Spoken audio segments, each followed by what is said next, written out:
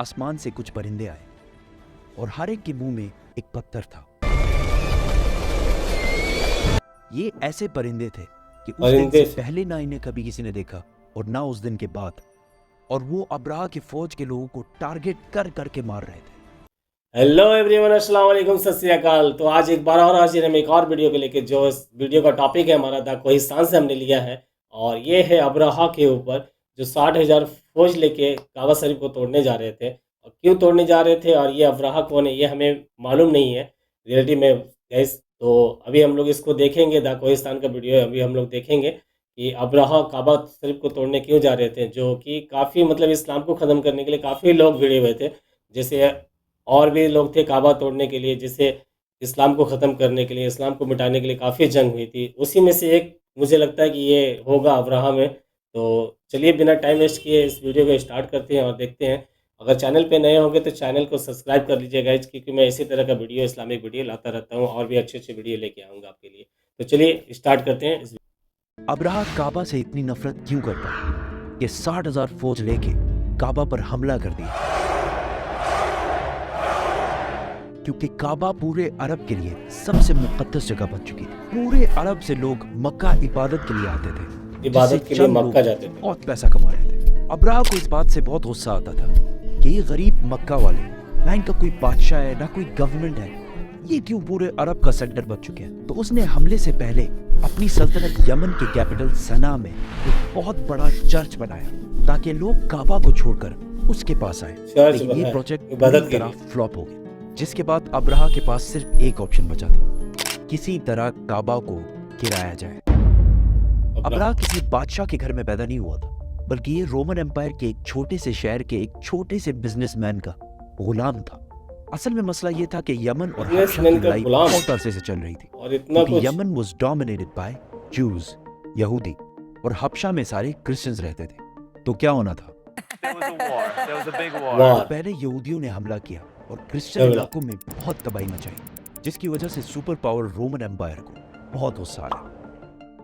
तब भी क्रिश्चियंस ही super power थे, तो रोमन एम्पायर ने हबशा में अपने क्रिश्चियन भाइयों की मदद करके यमन में यहूदियों की सल्तनत हमेशा के लिए खत्म कर दी। और इस काम के लिए उन्होंने अपने ही गुलाम को भेजा, जिसका नाम था अब्राहा, जो 1 लाख फौज लेकर गया और यहूदियों की तबाही मचा दी। 1 लाख फौज, क्या बात। इस चीज के बाद अब्राहा बहुत ज्यादा स्ट्रांग हो गया और उसने यमन को अपने ही मुल्क हबशा से अलग कर लिया। हबशा के बादशाह को इस पर बहुत गुस्सा आया और उसने फिर एक फौज भेजी, लेकिन इस बार अब्राहा के खिलाफ। इस नई फौज ने अपने ही जनरल को कत्ल करके अब्राहा के सामने पेश किया और अब्राहा के फौज में शामिल हो गया। इसके बाद अब्राहा पूरे अरब का सबसे ताकतवर बादशाह बन गया और पूरे अरब में उसका इन्फ्लुएंस फैल गया।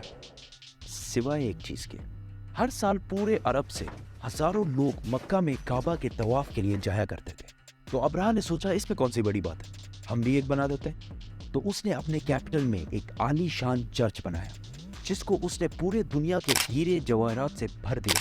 ये बिल्डिंग पूरे अरब में सबसे खूबसूरत और आलीशान बिल्डिंग थी। अरबियों ने इससे पहले ऐसी कोई चीज नहीं देखी थी, लेकिन कोई भी इसकी इबादत के लिए नहीं आया और सब उसी पुराने काबा की तरफ जाते रहे। इतना खर्चा और इतना सब कुछ करने के बाद भी जब अब्राहा फेल हुआ, तो उसके पास सिर्फ एक ही ऑप्शन बचा। तो उसने 60,000 लोगों की फौज जमा की और काबा पर हमला कर दिया। अभी तक जितनी स्टोरी हमने बताई है वो सिर्फ इस्लाम में ही नहीं बल्कि हिस्ट्री में भी लिखी हुई है, जो कि पुराने जमाने के अरबी इंस्क्रिप्शन से उठाई गई है।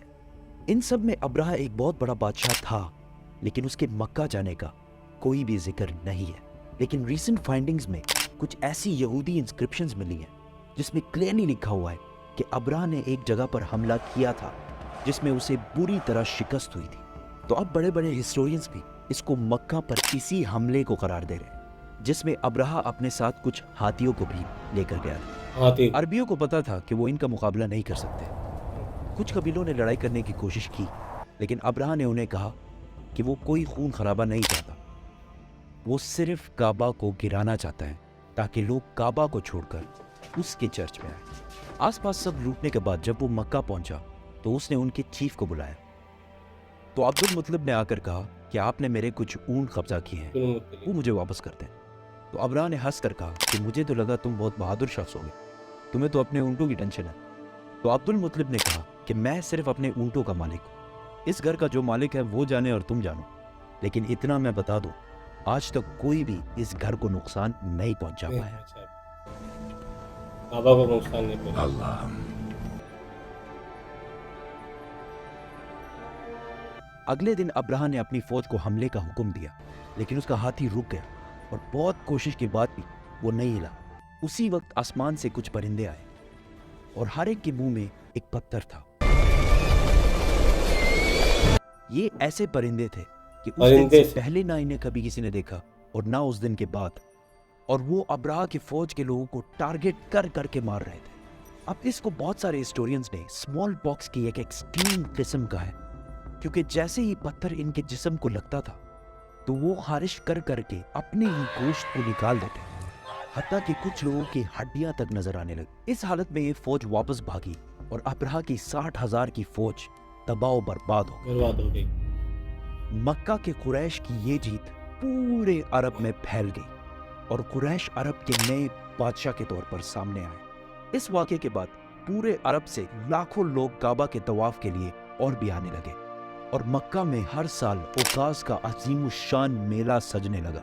मक्का वालों की दौलत डबल ट्रिपल आसमान से बातें करने लगी। वाह, लेकिन इसी साल अचानक एक दिन ईरान के सबसे बड़े टेंपल में जो आग सालों से जल रही थी बुझ गई, बुझ गई। और उसी दिन मक्का में एक यतीम बच्चा पैदा हुआ जिसका नाम था मोहम्मद।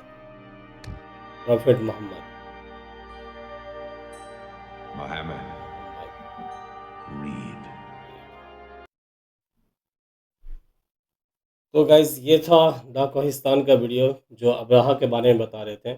और काफ़ी मतलब वो ना एक चर्च बनाया था जिसे मतलब अपनी इबादत के लिए, जैसे मक्का बना तो वो लोग वो सोच रहे थे कि मक्का जैसा मैं भी बना दूंगा चर्च तो मेरा भी वहाँ पर आएंगे इबादत करने के लिए। पर ऐसा नहीं होता है। जिसको जो मानते हैं, जिसको जो मतलब धर्म अच्छा लगता है वो उस पे ही जाते हैं। तो लाख कोशिश करके कुछ भी बना लीजिए, कुछ होने वाला नहीं है। पर उन्होंने अगर देखा कि ये सारा नुकसान होने लगा, काफ़ी मतलब खूबसूरत बनाए थे उसको अरब पे, मतलब काफ़ी खूबसूरत था। अगर नहीं हुआ तो फिर उसको तोड़ने के लिए गए। पर तोड़ने के लिए देखिए अल्लाह का शान क्या है। मतलब गाइस, शान अल्लाह का देखिए, वो मतलब इंसानों से नहीं और किसी मतलब पैगंबर से नहीं मतलब रोका गया। वो ऊपर से एक परिंदे लोग आए जिसको वो बता रहे हैं कि कभी आया नहीं था, कभी देखा नहीं गया था, उसके बाद भी देखा नहीं गया। जब वो लोग आए थे तो एक एक दाना मतलब चोंच पे अपना मुंह पे लेके आए थे और उसी तरह मतलब सारा 60,000 का फौज के ऊपर वो सारा पूरा बरसाने लगे।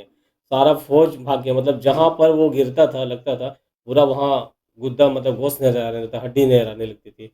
इस तरह का वहाँ का वाकया हुआ था। काफ़ी मतलब अमेजिंग हुआ था, अमेजिंग। पूरा वहाँ पर उन लोगों को शॉट पूरा एकदम 60,000 का फौज अब्राहा को भगा दिया गया जो काबा को तोड़ने आया। उसके बाद पूरा डेवलपमेंट होने लगा मक्का में, पूरा मतलब बरकतें होने लगी और भी कुछ अच्छा होने लगा। उसके बाद बताए कि मोहम्मद सल्लल्लाहु अलैहि वसल्लम जो प्रॉफिट मोहम्मद थे वो वहाँ पर पैदा हुए। उसके बाद तो उस अब्राहा के जाने के बाद तो काफ़ी अच्छा लगा, जानकारी मिली हमें और अच्छा लगा जानने के लिए मौका मिला हमें द कोहिस्तान से। और काफ़ी अच्छा वीडियो बनाते हैं ये और इनके वीडियो पे काफ़ी मैं रिएक्ट करता हूँ, अच्छा लगता है इनका वीडियो। जानकारी काफ़ी एकदम डिटेल के साथ बताते हैं तो काफ़ी अच्छा लगता है। तो चलिए, अगर अच्छा लगा हो तो लाइक कर दीजिएगा, चैनल पे नए हो तो सब्सक्राइब कर दीजिएगा। तो गाइस फिर मिलते हैं नेक्स्ट रिएक्शन वीडियो में, तब तक के लिए गाइस अमान अल्लाह।